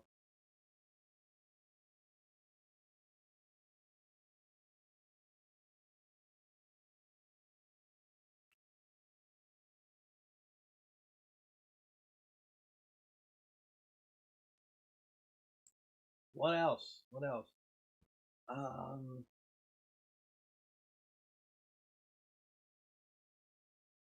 I'm drawing a blank. On 25. So who's gonna see it on opening night? Anybody? Is anybody gonna go to London? A remake of Honor Majesties for Bond 25? I would say yes and no. I think there'll be nods to it. Was it expensive to get and jump from the dam? Um, well, Yeah, it was. The dam was awesome. Put it this way, if you read the intro for this, by the way, I kind of tell the story about how the first time I tried to do the bungee jump and then eventually actually did it. Um, the first time I tried to go, I was on a business trip in um, I was on a business trip in Switzerland, and I was like, oh, Switzerland, that's where the dam is. I'll go there. Thinking it's like, oh, I'm in New York City. I'll go. No, like I'm not realizing that Switzerland is a big country, and where I'm landing in Geneva is on one side of the country, and the dam is on the total opposite side. So I tried to drive there and back in one day, which was ridiculous. And this is going back a few years, like the days of MapQuest. So here I go. I go on MapQuest, and I go, how do you get from Geneva to the dam? And I get I get the instructions, and of course I'm just driving up and through the Alps, literally over mountains. I'm wearing like it's like springtime, so I'm just wearing like a button-down shirt. I don't even have a sweater, much less a jacket. And here I am driving in the snow-capped mountains. By the time I got there, it was like 4+ hours later. The dam had already like the people there closed. They shut down, so like there was nobody even there. So at least I got there. I parked. I walked out onto it. I could see it, and it was like, and again, after I'm driving 4 hours in like these little like on the edges of cliffs, looking down giant ravines. Um, think about like the drive in Goldfinger where he's driving around, except it's snow and ice. By the time I got there, like I'm back now in normal weather, but like my nerves are shot because I was driving in this like horrible weather through the mountains. I mean, it was just ridiculous. And then it was closed. All I had to do was turn around, crashing your rental, add it to the expense. Somebody read my book, Richie Walker. Yeah, cracking up the rental car wasn't that was part of it. Um, so anyway, long story short is the first time was a total screw up. The next time I went, I planned it better, but it involved taking a train to Milan and from there to Lake Como, where I got a hotel and stayed there. And then like that morning, got into a car and drove to the dam, which was pretty close to Lake Como. So I got there, did it, hung around near there a little bit, came back, um, and then stayed another night and then went home. Uh, so is it expensive? Well, the actual jump was like 125 ish, if I remember right. Um, so it wasn't backbreaking, but again, to get there, you're talking, you know, depending on where you are in the world, you're talking about a flight. You're probably talking about a hotel, possibly a rental car. So it's everything else around the jump, not the actual jump itself. But worth it. I mean, first of all, you got Lake Como, you have Casino Royale locations to see. So that alone is pretty sweet. Do you have a favorite Bond poster? You're looking at it. Miss Seattle, Miss West Seattle. Yeah, that's this one here. I mean, I love this one. Love it. Awesome. Snowmobile driving, awesome. Very awesome. The Skyfall, yeah, the Skyfall poster was okay. Thunderball, yeah, those classic posters are great. The classic posters are awesome. Um, was that your first jump ever, John Simmons? No. I've done bungee jumps before, but honestly, they all paled in comparison. I've done um, mostly just places like boardwalks. The first time I did it was actually in Manhattan. There was like an outdoor nightclub that was sort of on the Hudson River, and they had like a big crane. They did bungee jumps. That was like the first time I ever actually did one. But again, that's 100 feet, 75 feet maybe. I did another one at the beach, same idea. So, but this one was like the first one that was like just, I mean, it was night and day different. The GoldenEye bungee jump is as high as the Chrysler Building in Manhattan. So that's, you're falling for like you're free falling for 7 seconds before you feel the cord grab you. So I mean, it's a long jump. So like I said, it's nothing. I mean, I'd never done anything like that before. Um, let's see. And he's, to be honest, that Oscar should have been for Skyfall first. Yeah. And let's be honest, the Oscar should have gone to Skyfall. Let's see. What's on your top 5 James Bond bucket list? Aside from shooting a PPK in a tuxedo, I've got you covered for that one. Yes, you do, Bond Armory. Are you guys following the Bond Armory, by the way? Bond Adventure Day in August. Just check out his site and check it out. What's on my bucket list now?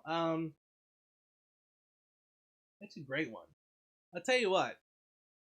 I used to really like rock climbing, and I wouldn't mind getting back into that. As far as like things to do, firing the machine guns was on my bucket list, and you took care of that one too, by the way. Run along, freelance.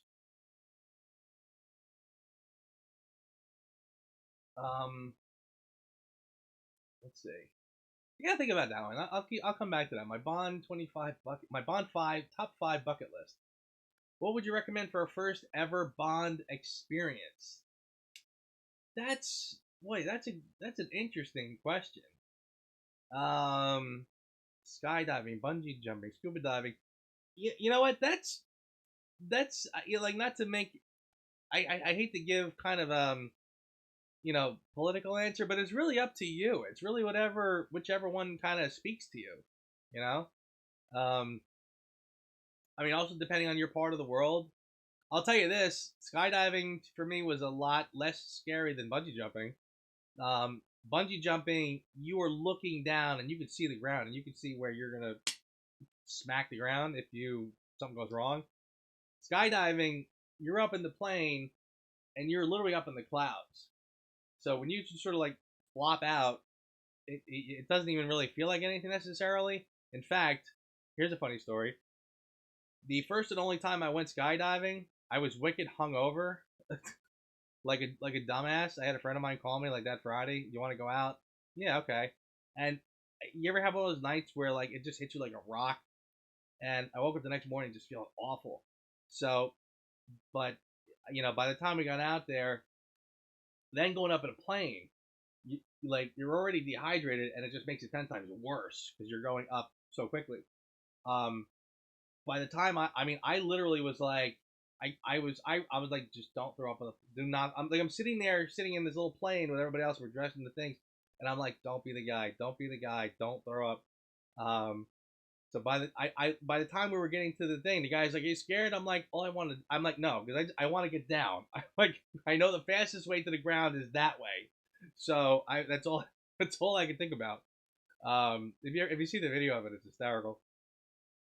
So anyway, it's when you get in Bond shape, team up with the Bond Armory and do a tactical shooting video. I mean, Bond Armory has got that stuff covered. He's great running and gunning. Yeah, big time. In fact, I know the Bond Experience did a video there, and I happen to know that he's working on it, getting it out soon. I think he's editing it. Alan Hilburn, restoring Palmyra. Wow, is that on the bucket list? But that's one of those when I hit the lottery bucket list. I mean, if I hit the lottery, like a big lottery, oh, is that gonna happen?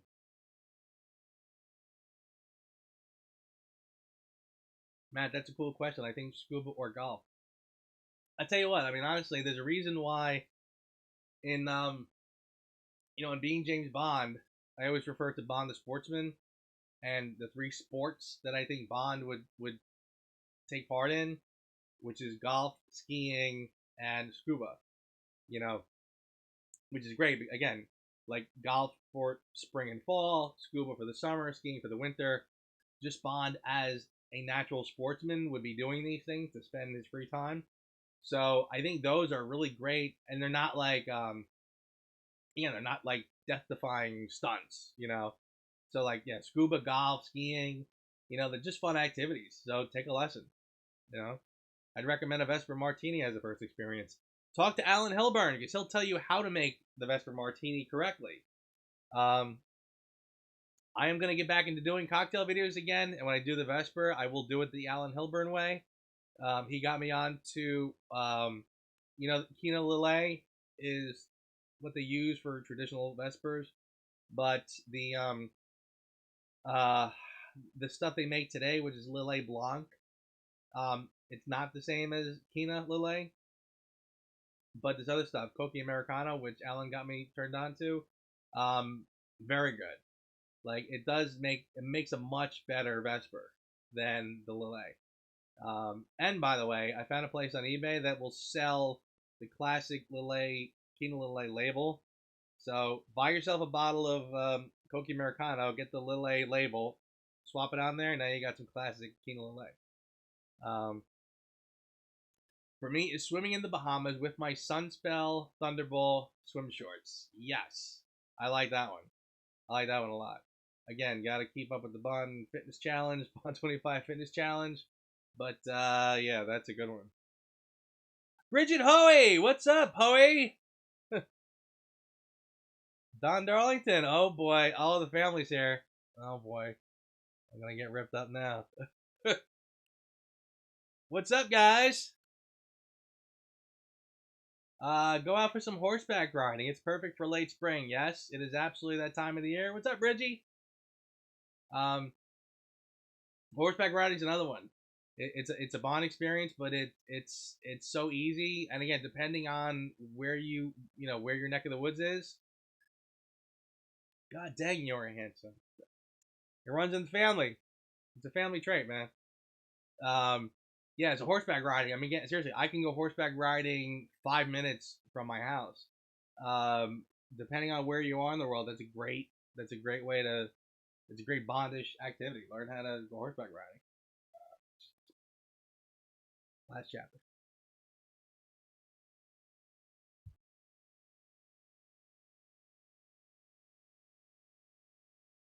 Yeah, Palmyra, boy, Palmyra.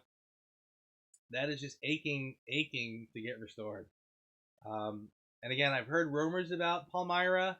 The rumor for a while was that they were going to knock it down and build condos once the current owner passes away. But I've heard that his children have kind of gotten the Bond bug, so and are talking about restoring it. So I mean, how awesome would that be? I'm getting my favorite Bond movies on the Blu-ray Steelbook. Yeah, those Steelbooks are nice. I've seen them. Those are pretty nice. Those covers.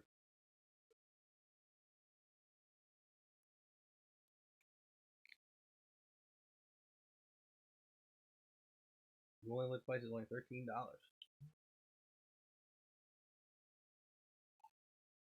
I may have missed it. Can you hint at any of the chapters in Being James Bond Volume 2? Why, certainly, Bond Armory.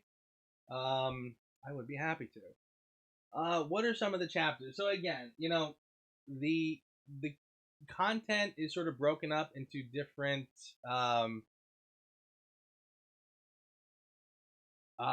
sections: Bond the Sportsman, gambling, etc. So it's the same idea. This one was Texas Hold'em, skiing, drinks and mixology, London, flying a plane, bungee jumping, horseback riding. So it's going to do the same, follow the same format.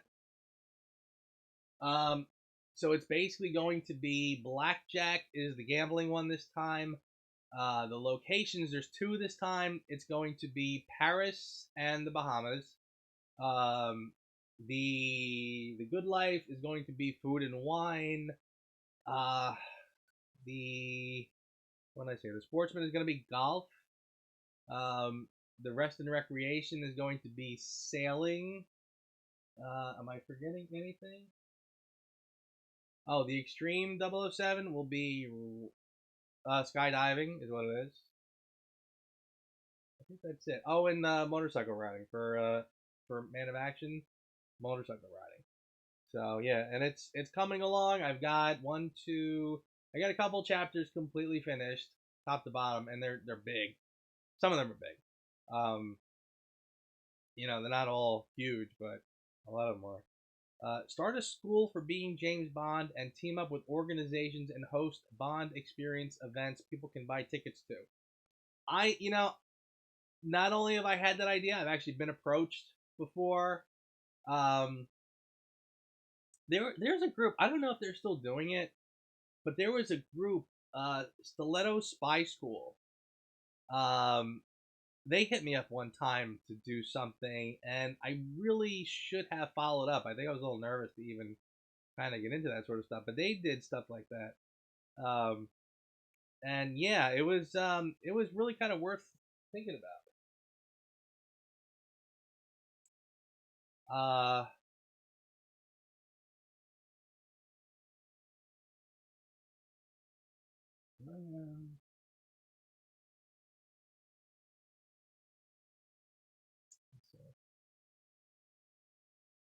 The Bond Experience over this way. What's up? I sent you a text, by the way. Oh, there. Oh, you did. Yeah, you're right. Yeah, you did. The Watches of James Bond. Somebody asked about that. Check out the Bond Experience. He's done a video on that. Have you ever played 007 Nightfire? Wow, yes. I have all the games. Yeah, still going. I kind of stopped looking at the clock. It just. I think I'll cut it off at the 2 hours. Um, yeah, I've played every Bond video game going back. I mean, way back. And honestly, it was really the only. Sometimes like the only time I ever really played video games was for the Bond games. Every time a new one came out. In fact, I bought a PlayStation 2 um, when like one of those games came out. Quantum of Solace was actually a pretty good game.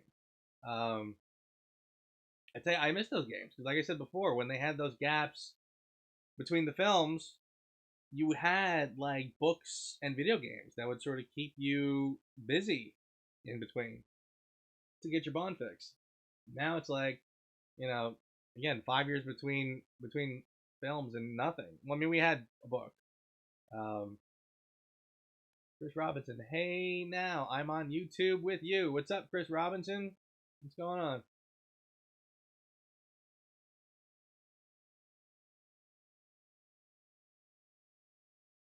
GoldenEye N64, game changer. Yep. I can remember Skywalker. I can remember like New Year's Eve years ago, like back in the day, like my cousins and I staying up all night just just playing that game all night. We had a ball. It was great. Hopefully, there will be more Eon sponsored events between now and Bond 25. Honestly, look to your fellow. Look around this group.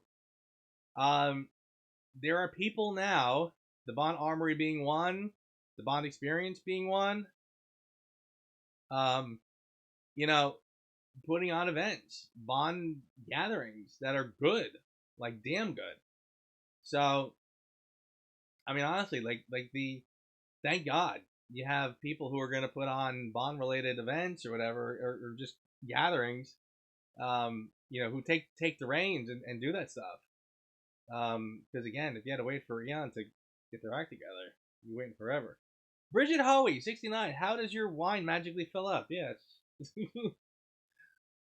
I have a secret method over here. Will there be a title unveiling? You talk about Bond 25? Probably soon. Uh, I think definitely between now and the end of the month. Where on the web do you like to visit for your daily Bond news? That's a great question. You know what I do, honestly, is I sign up for the Spy Command newsletter. Spy Command, they do. I mean, they keep a Bond site, but they do an email blast whenever there's something relevant happening.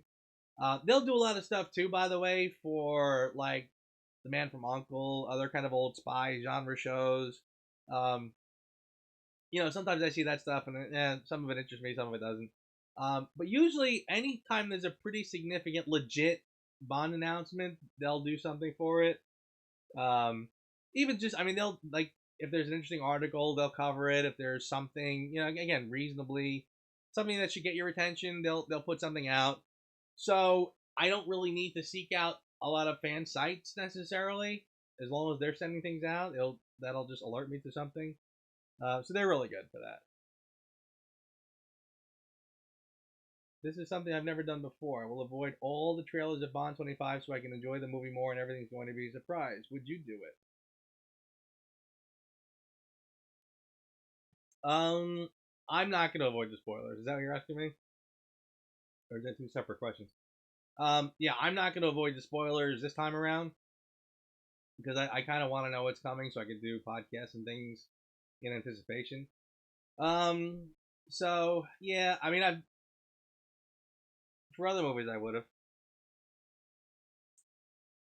Cannot wait for Bond Adventure Day. Better than Christmas. I agree, Kyle.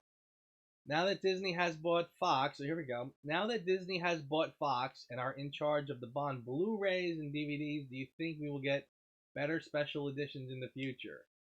Skyfall's editions were good, but Quantum and Skyfall not so much. Spectre not so much. That's an interesting question. I'm not sure. I'm sort of, and this is why it's frustrating that we haven't gotten films in so long, because again, it's almost like I'm wondering, like, is Bond not on people's radars as much these days? Um, so I don't know how much attention they're gonna give it. Do they think it's worth doing?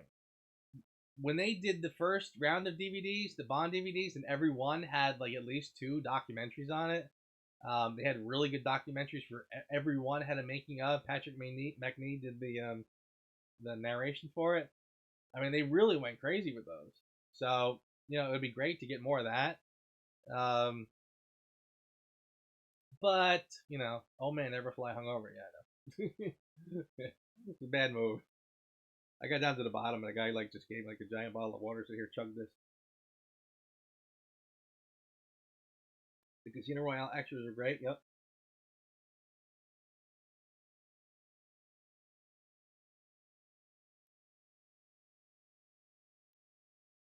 What else? What else?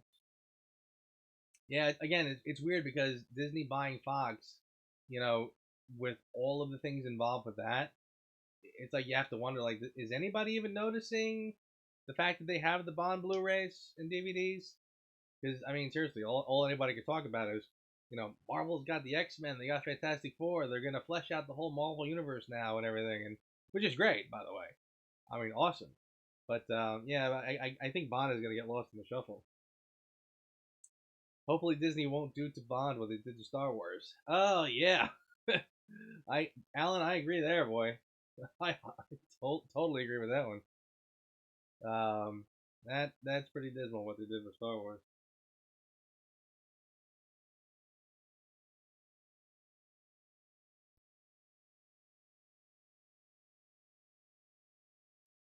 All right, I'm going on an hour and 48 minutes. I tell you, the time flies when you're doing these.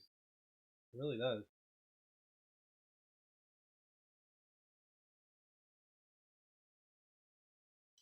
Why wouldn't Eon focus more heavily on Bond instead of Matt Paulson? Boy, that's a great question. Here's a question for you. 2019 Disney Endgame. That's a good one.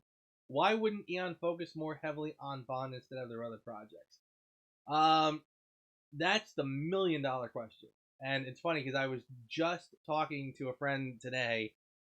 If you ever take a look at Eon's website, by the way, if you go to, hey Joe, hope I can see you again. I've got to go. Have a great evening. It's always nice to see you and talk. Have a Heineken for you. I'll have a Heineken for you. Cheers. Joseph R. Good to see you again, brother. And thank you for hanging out. And I'll see you next time. Um, yeah, if you go to Eon Productions website, you'll be surprised how many other projects they list on their site. And Bond is, you would think it'd be like Bond front and center, and it's like, oh, by the way, we do other stuff too. No, Bond is like second on the list, and it just says James Bond, like in small letters. It's not even like a big deal. Um, so basically, you can tell that Eon is really trying to sort of promote themselves as being producers of other projects as well as Bond. And I mean, it's little indie movies and plays. Uh, So yeah, you can tell Leon is. I mean, the fire is not really there. Cubby had the fire, which was lost when he passed. Yeah, absolutely, Alan. And I mean, here's the thing too. Again, I'm not just saying it when I say that I feel for Barbara Broccoli and Michael Wilson.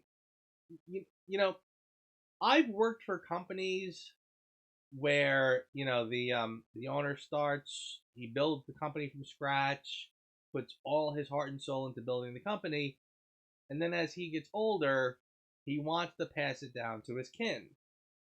Um, and that's perfectly fine. You know, okay, but the the father is sort of assuming that the children will have the same passion that he does. Well, they don't. Uh, I mean, even in a best case scenario, you know, the children who inherit the business, they don't necessarily feel like they didn't build it. So it's not their child the way it is for the person who created the business. Um, maybe they have other passions like Barbara Broccoli does. She's got other passions other than Bond. So again, I'm not faulting her for that in any respect. But if you're not as passionate, bring on somebody who is. I'm not saying sell it. I'm not saying get rid of it and give it to somebody else. But why not hire somebody who is like a Kevin Feige, who's going to, take the reins? Like Barbara could hire somebody younger, full of fire, who's really, a big James Bond fanatic, and she says, "All right, look, you're in charge now. You run this. You run it by me, but you're in charge of running Bond. Do everything you would do." And hmm, the last few movies had very disappointing DVD Blu-ray releases. The extras were trailers, which I love to have, and some were recycled web videos. Yeah, yeah. I mean, nothing really special about the Blu-rays, DVDs. Well, I hope Greg Wilson steps up and takes over and has that fire. Lloyd, who's Greg Wilson? Do I not know who that is?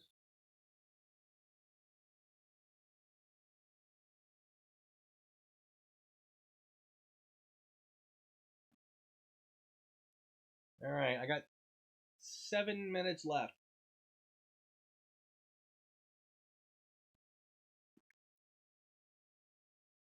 So yeah, just to sort of recap, by the way, Michael Wilson's son, is it? Yeah, probably.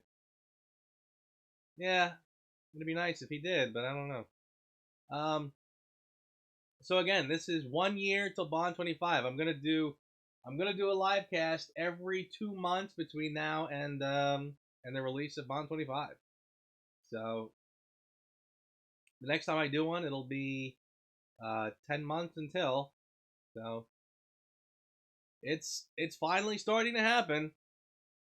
Like I said, Scott and I we're gonna start doing our videos, our reviews leading up to Bond 25. So that's gonna happen. JC Skywalker, good stuff, Joe. Thanks for sharing. Thank you, buddy. Um, so yeah, it's finally starting to happen.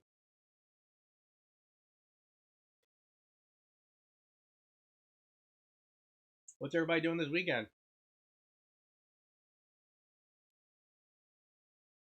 Shazam's this weekend, right? I gotta go watch Shazam this weekend because we're gonna do the reviews without remorse. We're gonna review it on Monday, so I gotta see Shazam this weekend.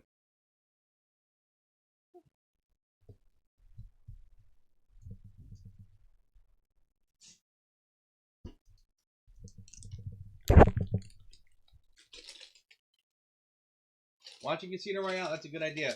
Here's a question: what movie is everyone gonna watch before they go to see Bond 25?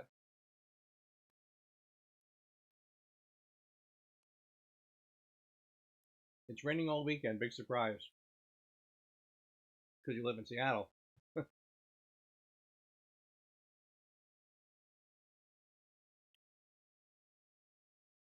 Richie Walker, leaving for the National Forensic Academy. Good for you, brother. Pretty impressive. Good luck.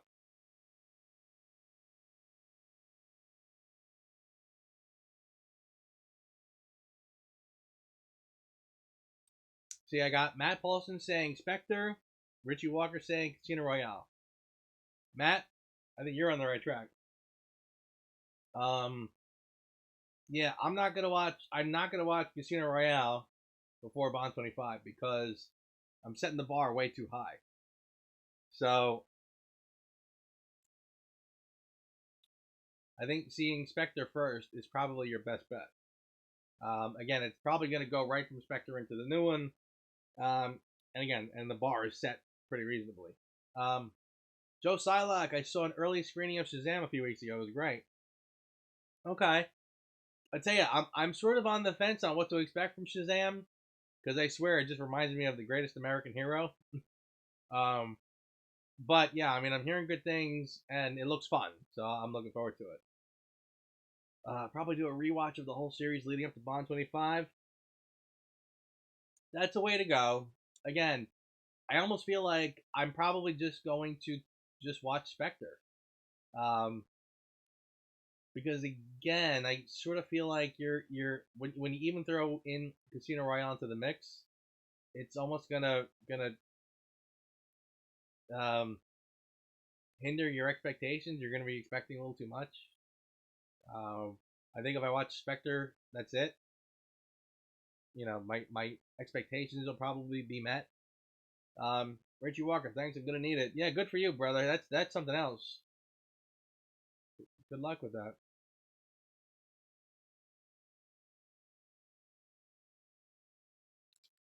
All right, 3 minutes left.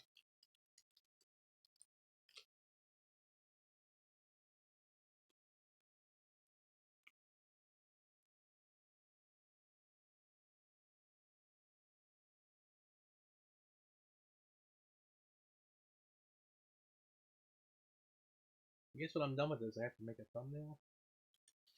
Interesting.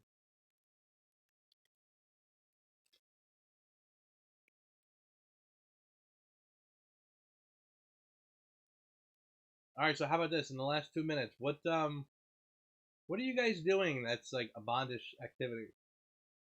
What's the next thing you're gonna do that's like a Bond related activity? Other than watching a movie.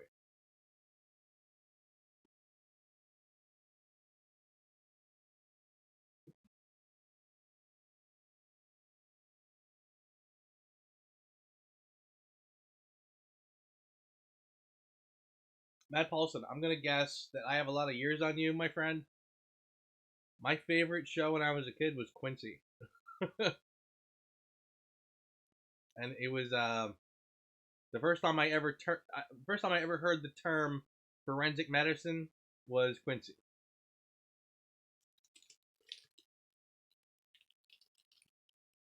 I recently got my motorcycle permit. Now I gotta take the test when the weather is nice. Good for you. Awesome.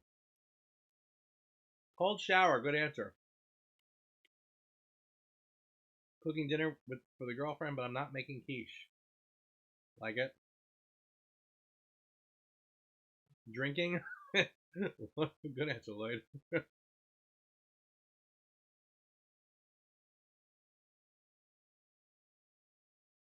Wow, that's rough. Richie Walker. The Forensic Academy teaches local, state, and federal law enforcement how to work crime scenes dealing with homicides, explosions, and evidence gathering. God bless, my friend, because that is one thing I probably could not do.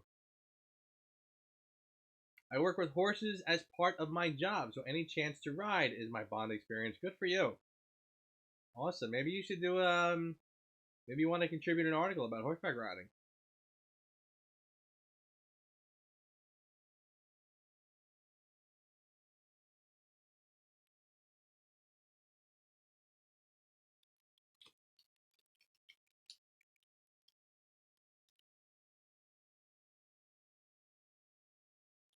Yeah, seriously.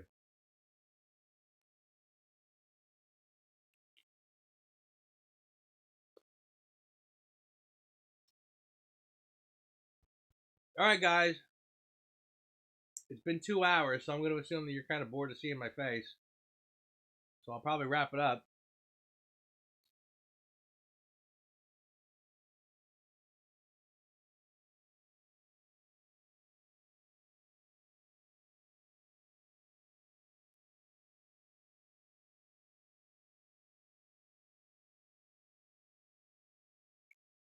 Alan Hilburn, no. Oh, you mean you're not sick of Should we keep going? It's only 10 o'clock.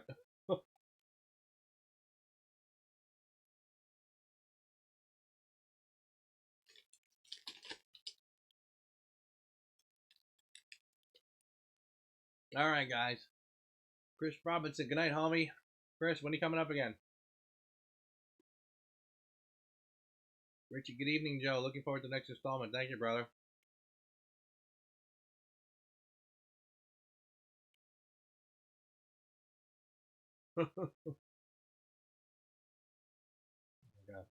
Kyle, I try to have a Bond experience every day. Awesome.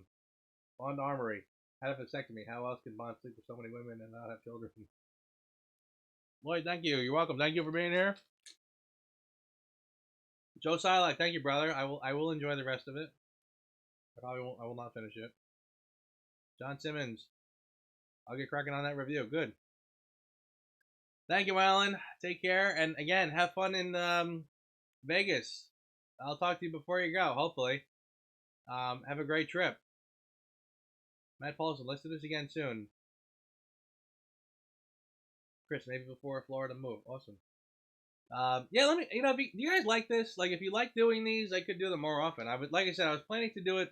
I kind of felt like once every 2 months between now and Bond 25 was sort of reasonable. Maybe once a month. It's kind of fun.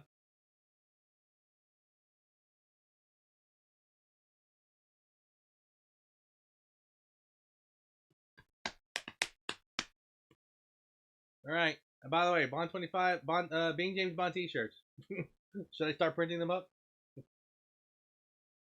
Love the live streams. Would enjoy them on a regular. Okay. All right. Yeah, let me think about that. Maybe I'll do it a little more often. Once every 2 months. Like I said, I did it in February. It feels like yesterday, though.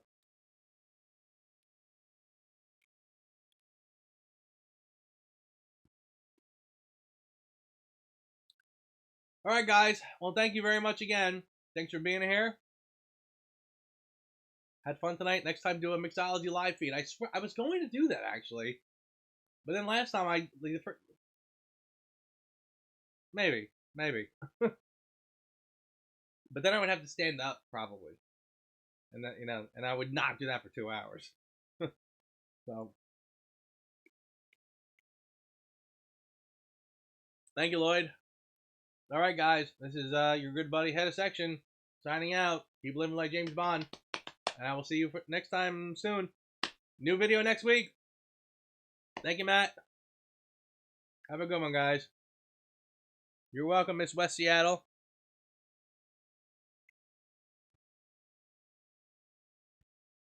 Take care, guys.